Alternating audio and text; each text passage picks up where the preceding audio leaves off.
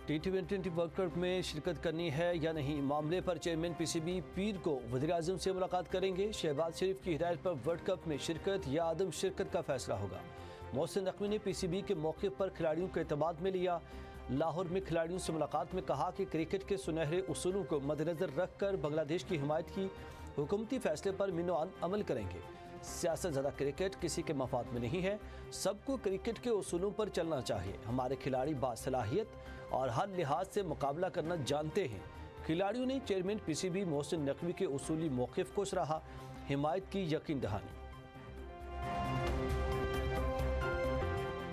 हुकूमत ने वादी तीरा से मुतालिक झूठे प्रोपेगेंडे का नोटिस लिया है। रज़ाकाराना नकल मकानी करने वालों के लिए 4 अरब रुपए के फंड्स रखे हैं। इलाके को खाली कराने से मुतालिक गलत खबरें चलाई गई। वज़ीर इत्तलात अता तारड़ की मीडिया से गुफ्तगू, कहा इलाके से इनखला को फौज से जोड़ना गलत बयानी है। खुफिया इत्तलात पर ऑपरेशन जारी रहते हैं। खैबर पख्तूनख्वा हुकूमत आवाम की बेहतरी पर तवज्जो दे, फोरेंसिक लैब बनाए, आवामी फलाह के मनसूबे शुरू करिए।